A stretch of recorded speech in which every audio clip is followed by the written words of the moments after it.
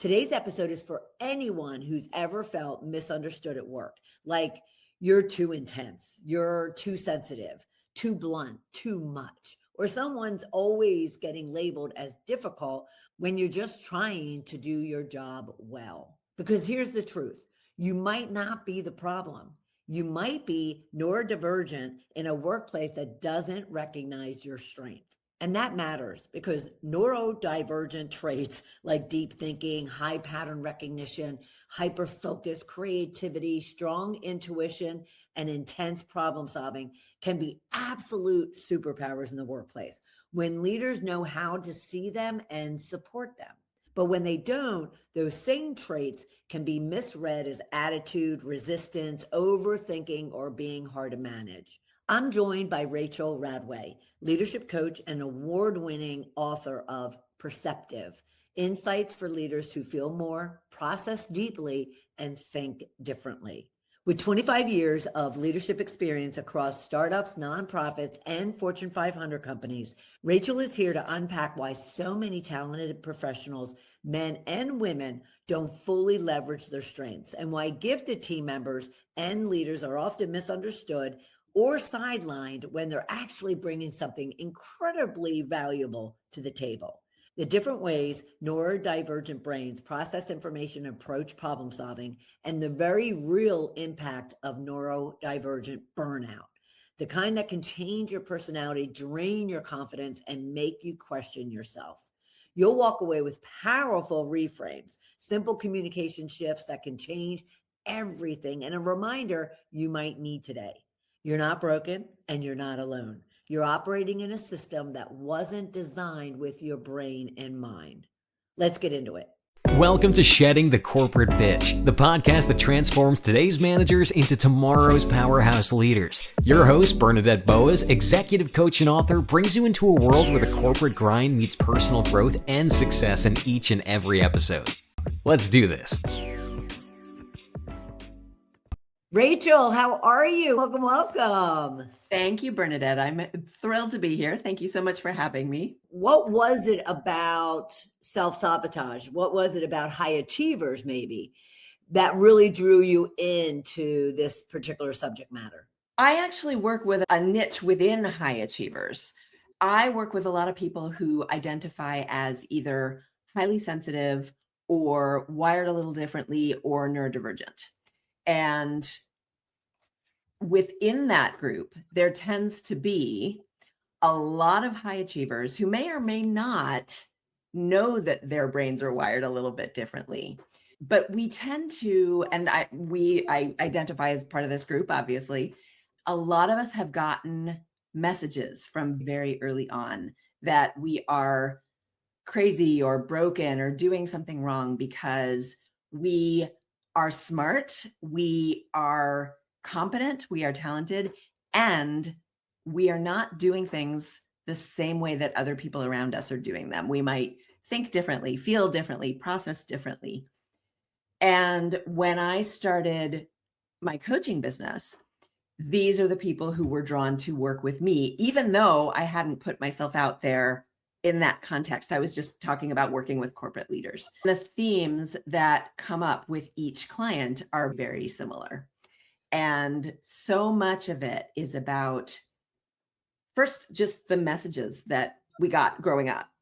And those stick with us. Can you give us an example of what those messages are, beyond what you already spoke about, but what does it look like and feel like? Sure. So a lot of the people that I work with got the message that they were too sensitive, that they had to grow a thicker skin, that they couldn't have the things that they wanted to create an environment that worked for them. For example, for me, I am highly sensitive to sound and to noise.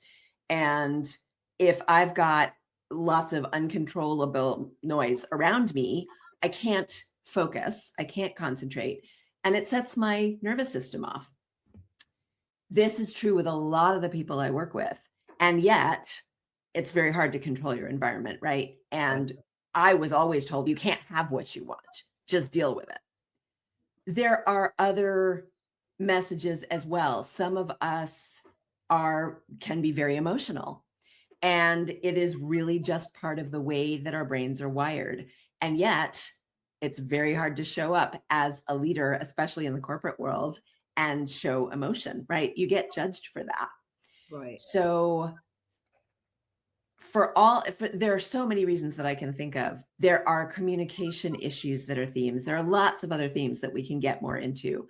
Right. But again, the themes are very common, and I was seeing them over and over again. And as I learned more, both about myself and about neurodivergence and neurodiversity and the way the world works, it made me more passionate about doing this work with people.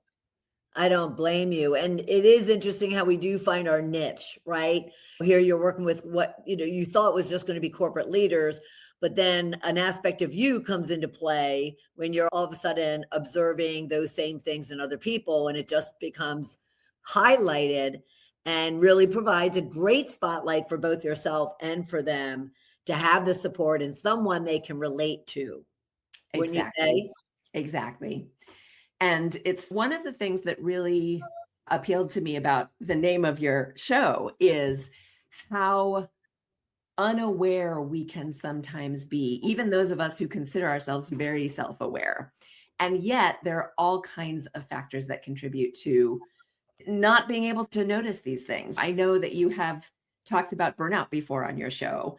And one of the stories that I talk about a lot is a very severe episode of burnout that I had many years ago, when I am sure that people were calling me a bitch because I lost my sense of humor. I lost my sense of empathy. I really didn't know what was happening to me. And it wasn't until many years later that I learned that neurodivergent burnout is a thing all by itself that isn't talked about, and that can be much, much, much more severe, and that can really change our personalities. And one of the things that I talk about is there are many more neurodivergent folks out there than we know, and neurodivergence can look very different from what we grew up believing or being led to believe by movies and books and things like that. Paint that picture. Paint that picture of what neurodivergent individual is, their behaviors. Beyond, again, you mentioned some of those things. And what are their biggest challenges in recognizing that in themselves? So I'll start my answer by saying there's a phrase that's used in the neurodivergent community. If you've met one neurodivergent person, you've met one neurodivergent person. So there is no generalizing about what neurodivergence looks like. It's just that it can be very different. Those of us who grew up with movies like Rain Man, I don't even remember, I think that was in the 80s or maybe the 70s. The Rain Man is about an autistic man who is very profoundly autistic and shows certain traits. And so a lot of people who saw that movie think that's what all autistic people are like. There's actually a concept now called 2E or twice exceptional. People who are both intellectually gifted and neurodivergent, sometimes autistic, sometimes they have ADHD. I was diagnosed with ADHD a few years ago. I also learned that I have some autistic traits. Combined, those two things make a trait called ADHD. And that can look extremely different in every person that has it, because for some people who have it, the ADHD is more pronounced. For some people, the autistic traits are pronounced. And the two together can both inform each other and conflict with each other.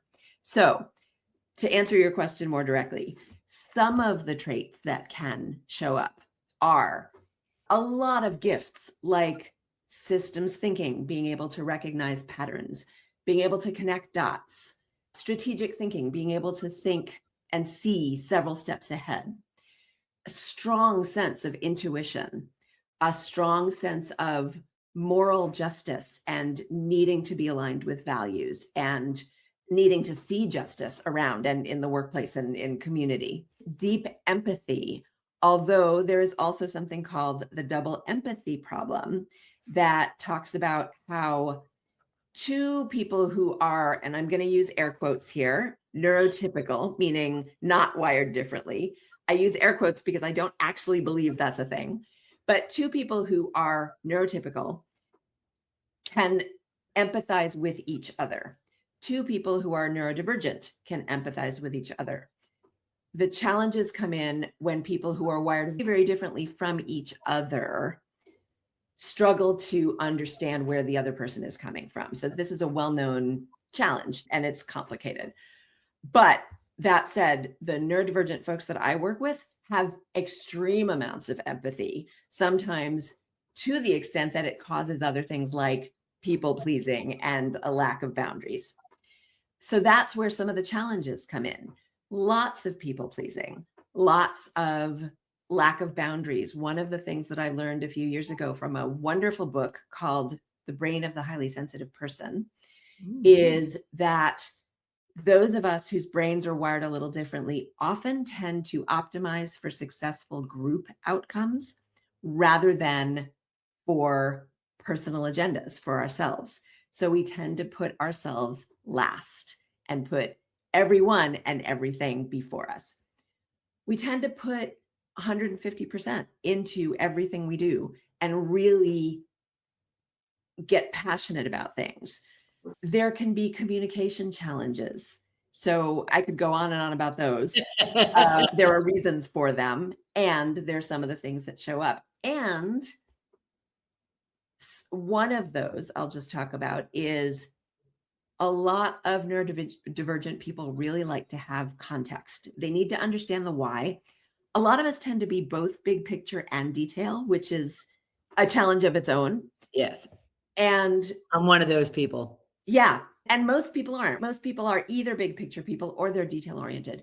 When you're both, you often need more context. You need to know the why, you need to understand the big picture, and you need to know all of the little details because we want to get it right. And we want to get it right the first time. And because we are wired that way, we tend to give more context when we're talking to other people, whether or not they want it. And so a lot of the time, this comes across as talking too much, not being able to read the signals about when to stop, or asking a lot of questions in a situation where people just want you to stop and go do the thing. Yes. And those are all traits that I see really commonly in people that I work with. What's coming up for me is this is beyond, if you're familiar with DISC assessments and the style, different variations of styles outlined in a DISC.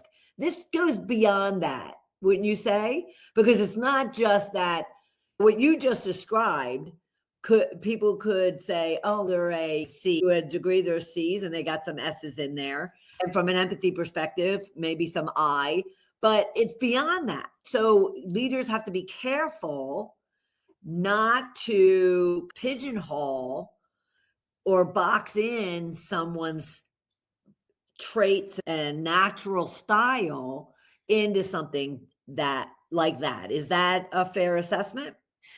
That is beautifully said, Bernadette. And one of the things that I talk about a lot is how can leaders start leading with curiosity and with empathy and not with judgment. It's human to judge things through our own lenses. And then when you're trained in something like the DISC assessment or the Enneagram or the Myers-Briggs, there are all kinds of assessments out there. You can start seeing people through those frames. The fact is, no two brains are the same anywhere in the world. We are all different. We all have strengths. We all have things that we need to work on, opportunities, and things that just aren't as strong for us. And we all have different motivators and things that inspire us.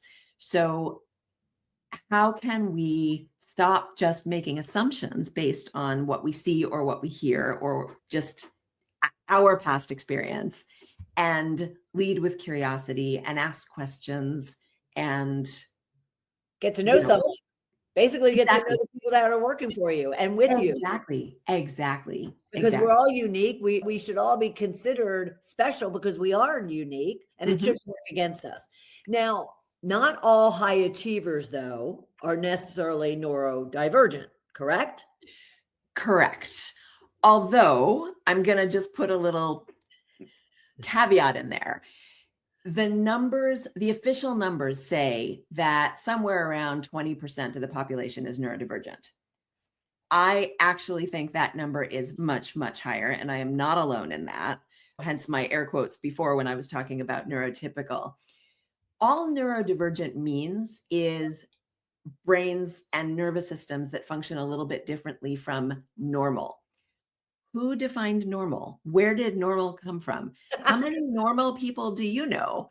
So there was a study that was done recently that said that Gen Z, more than 53%, I believe, of Gen Z self-identifies as neurodivergent. There are a lot of reasons for that. And if you start thinking about the fact that I think the figure is 2/3 of professionals who are neurodivergent don't disclose in the workplace. And all of the people who are unable or unwilling to even try to get an assessment or a diagnosis for a lot of different reasons. I think those numbers are much, much higher. So all of the things that I talk about can really be applied to the larger population. But one of the things that I really want to emphasize is so many people think that neurodivergent means people with intellectual deficits or other kinds of challenges. And often we have challenges that are invisible, but we are high achievers. Yes. So you had mentioned that some just don't want to disclose. And does that work for them? Talk about self-sabotage. Does that work for them, or is that working against them? It could be either one. There are people who end up in a way self-sabotaging by disclosing. So there's still so much lack of understanding and lack of empathy for people who show up differently from the way you do, right? When leaders don't understand, when HR professionals don't understand, when a company hires for cultural fit, disclosing that you are wired differently may actually work against you. And I have heard story after story and read story after story, unfortunately, of people who did disclose, hoping to get some kind of understanding or accommodation, and instead were put on PIPs, were caught in layoffs, even though they were super high achievers, were fired, were held to different standards. So there are a lot of reasons why people don't talk about it. And even if it's not to your leadership, people are concerned about what their peers might think or being treated differently or all kinds of possibilities. Another thing that's coming up for me is the fact that, again, we want leaders who are in touch with what their people individually need in order to work at their best and to be the best contributors that they can be. And without putting the label on it. So they don't go and necessarily talk about them being neurodivergent. But isn't there a kind of a conversation that can happen around almost, this is how I like to communicate, this is how I don't want to communicate, this is what works for me, this is what's going to make me feel beat up, without having to disclose, then that's in that way that could get them shut off? Or is one way that they're getting sabotaged is even by bringing that up, if they're working for a leader who really doesn't care how they operate individually. I love the first part of your question, especially because one of the things that I talk about a lot is how can leaders create a more inclusive environment without asking anyone to disclose and without calling anyone out. The fact is that things that work for one population, regardless of what that population is, typically end up working for larger parts of the whole. One of the things that I did when I was working in team operations in 2 different roles in 2 different companies was create templates for personal user guides. And everyone loved doing this. So there are all kinds of ways that it can be done.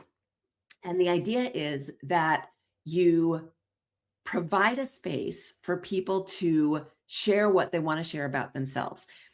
You can start with some very specific questions like, what are your communication preferences? How do you prefer to be recognized? Some people want to be recognized very publicly. Some people are just like, just send me a private email or give me a raise or whatever. What are some things that people might not know about you right away or might misunderstand about you from the way you show up? What are some things you would love people to know? What are some things that motivate you? How do you spend your time outside of work? Do you have any dietary restrictions or preferences? A lot of people celebrate their teams by taking them out to lunch, but don't even think that some of the people there might not be able to eat what they're being taken to. So these personal user guides are, I think, a brilliant and fun way to get to know, not only for the leaders to get to know the people in their organizations, but the idea is that, first of all, the leader can be a role model and fill it out first so everyone can get to know them. You share them in a space that everyone has access to so that everyone on the team can learn about everyone else on the team. And that helps with empathy building. And you make it part of your new employee onboarding so that every new employee not only gets to see who their teammates are and who their leader is, but they also contribute to it. Right. So that's, it's equitable. People fill out as much or as little as they're comfortable doing. It's a way for everyone to share without saying, I am this. Or they can say that if they want to, but they don't have to. It's not much different than, I don't know about you, but when we are on board as a coach, when I have a number of clients that we have a profile that we ask them to fill out so we can get to know them and understand how we can best support and serve them. Sure. And I love the idea of from a employee onboarding, because that also sets a standard and sets an example from the very beginning, wouldn't you say? It absolutely does. And like I said, that most of the people on both of the teams that I did this with really enjoyed it. They had fun with it. They got creative with it. People put pictures of themselves with their pets and doing stuff outside of work. And not everyone got super vulnerable, but some people did and shared things about themselves that you wouldn't know when you're working with someone, in a normal corporate environment. Now let's look at it as far as, let's flip it. We're talking about how people are self-sabotaging themselves as a result of some of that behavior, whether it's the individual or the leader. At the same time, a lot of these traits that you're talking about and the qualities of individuals and their skills are also a gift. That also could be leveraged to pull out the best of someone, correct? What would you say to that? I would say absolutely 100%. And this is one of the things that I talk about in my book. We are so programmed as humans, and a lot of us have just dealt with a lot of trauma. And as I was talking about the messages earlier on, we focus on the challenges. We don't typically look at the gifts. And a lot of the people that I work with, I mentioned before that we tend to optimize for successful group outcomes and not personal agendas. We tend to downplay our own gifts. We tend to think that these are things that everybody can do, and it's not special for me. And this is something I work with every client, because not everyone can do the things that you can do.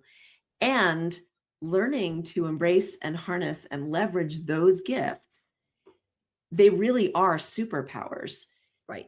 They can help you deal more effectively with some of the challenges. Yes. And especially gifts like empathy and intuition and connecting the dots and strategic thinking and some of the other things that I mentioned earlier. Those are such assets in leadership roles. That so many are missing. Exactly. That so many are missing. We can look at anywhere, at any company, and see lots of leaders that don't have these things. Right. And yet the leaders that I work with are often afraid to speak up, or afraid to, sometimes it's for good reason. They may have tried to talk about something before and gotten shot down. A lot of the time, for example, the intuition and the being able to connect dots and the strategic thinking and seeing, a lot of the time we know what the outcome of a specific business decision is going to be. And we know that it's not going to be what the executive who made it thinks it's going to be. And yet we can't always say how we know it or where that knowing is coming from. And that stops us from speaking up. Or we're sitting in a meeting where 10 different people are speaking up just to be heard because it's the loudest voice in the room. And we don't want to show up that way. So we don't speak up and a valuable opinion is lost. Share with us the perception and the negative impact it has advocating for themselves, because no one else is going to do it unless you're going to do it. Exactly. This is happening with many of my clients right now, clients who I'm supporting at the moment. One just told me he is a very senior level consultant at a big company. And we have been talking a lot about his concern about speaking up just to speak up. And in our last call, he actually told me that somebody who has known him for a very long time reached out after a big meeting and said, "Hey, I just wanted to give you a heads up. The partners have been talking and we're concerned about you. Where is the guy who showed up so brilliantly at this other meeting several months ago? We need to see more of you." They're talking about who's going to make partner, who's going to make managing director. They're talking about who's going to get promotions. Every company right now is still discussing layoffs and potential layoffs. Mm-hmm. And if you don't show up and share your brilliance and let them know that you are really thinking about these things and that you do have the best interests of the company at heart, you are going to be passed up for these things or be included in a layoff that maybe you shouldn't have been included in. There are a lot of consequences from it. And they need to advocate of the gifts and the things they bring to the table that probably the majority of the people sitting at the table with them are lacking. Exactly. Yeah. And just things like reading the room, that is so important. And so many leaders, as you were pointing out, don't have it. Share with us, you mentioned your book a couple of times, and we'll make sure that all the information is included in the show notes. Share with us a little bit about your book, Perceptive. The book is about high sensitivity and neurodiversity, especially in leadership roles in the workplace, and the strengths and the challenges that come with being wired a little differently. And I've shared some of those. I interviewed 16 leaders from different backgrounds. They all happen to be women leaders because at the time I was working primarily with women. Now I work with clients of all genders. But in the book, the people that I interviewed are women.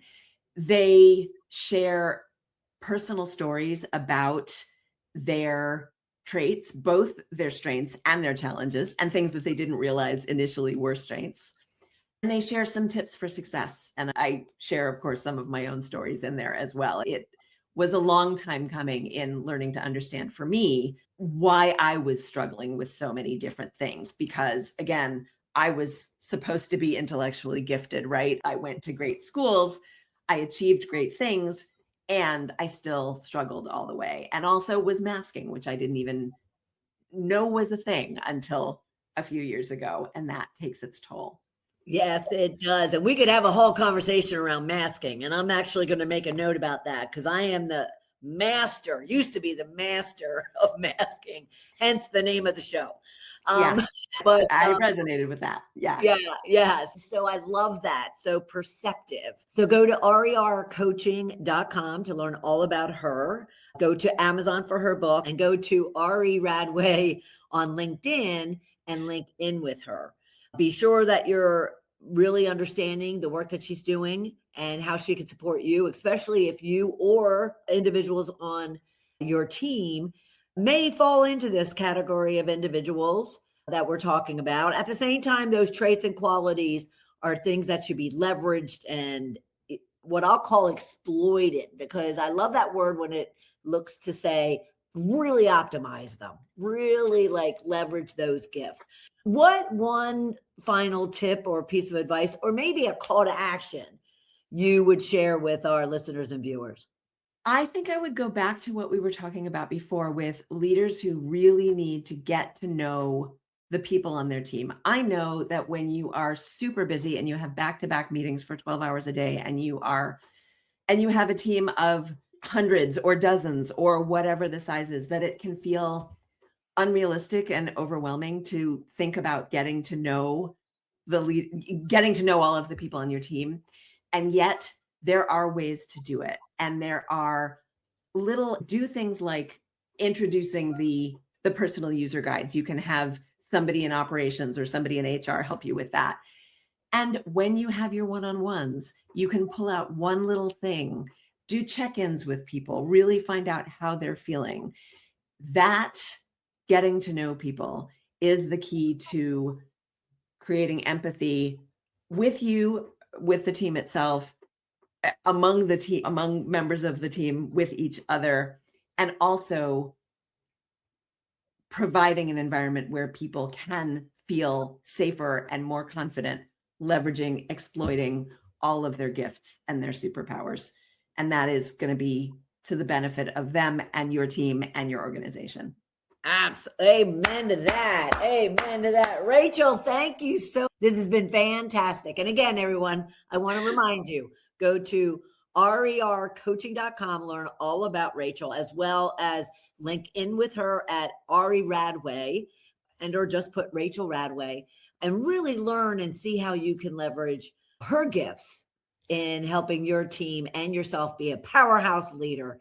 Thank you, Rachel. Love this conversation. And if you did too, feel free to share it with your team members, your colleagues, and others who might need to pay closer attention to others, but also need to pay closer attention to themselves to identify if maybe the traits and the skills and or the qualities and things that they bring to the table have either been working for them or against them, and they just didn't know why, and they didn't understand why. You can also be sure to follow, subscribe, and like the show. And you could do that at balloffirecoaching.com/podcast. It was great having you here, and I'll look forward to having you for another episode of Shedding the Corporate Bitch. Bye.